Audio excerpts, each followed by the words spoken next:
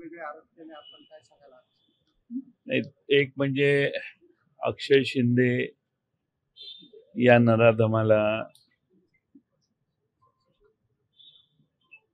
टोकाचं प्रायश्चित्त व्हायला पाहिजे, त्याला फाशी व्हायला पाहिजे, यामध्ये कोणाचंही दुमत नाही. प्रश्न एक आहे की अक्षय शिंदेने जे कृत्य केलं, ज्या संस्थेत केलं, त्या संस्थेचे पदाधिकारी आणि संस्था चालक यांनी हे प्रकरण दाबण्याचा प्रयत्न का केला? त्यांना कोणाला प्रोटेक्ट करायचं होतं? पालक पोलिसांच्याकडे गेले तर पोलिसांनी देखील तो गुन्हा नोंदवायला विलंब लावला. याच्यात कोणाचा दबाव होता?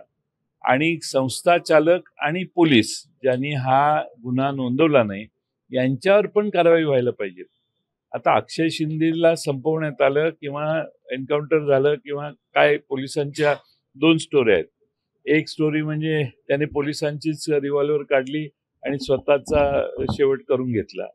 दुसरी स्टोरी लगेच थोड्या वेळाने बाहेर आली, अर्ध्या तासाने, की पोलिसांनी त्याचा एन्काउंटर केला.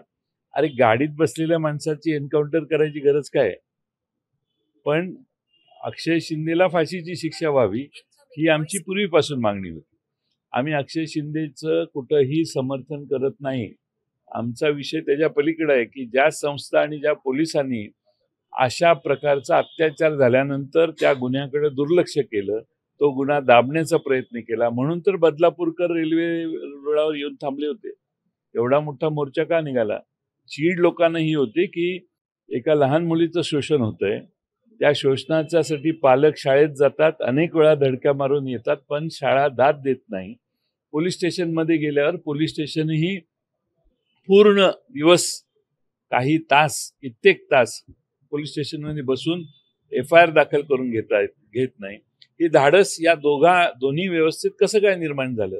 कुणाचं प्रोटेक्शन होतं? वरून कोण सांगत होतं की नाही, गुन्हा नोंद करू नका, नाही त्या संस्थेवर काही आच आली नाही पाहिजे, हे कोण सांगत होतं? याची चौकशी झाली पाहिजे. म्हणून बदलापूरकर रस्त्यावर आले. त्यामुळं अक्षय शिंदेला फाशी व्हायला पाहिजे होती. आज या वेगळ्या प्रकारे त्याचा अंत झाला, त्याचं समर्थन कुणी करणार नाही. पण या दोन घटनांची चौकशी होणार नाही अशी आता परिस्थिती निर्माण होऊन देऊ नका. आमची मागणी आहे की चौकशी या गुन्ह्याची आणि या दोन्ही संस्थांनी जो डिले केला त्याची चौकशी होऊन त्यांच्यावर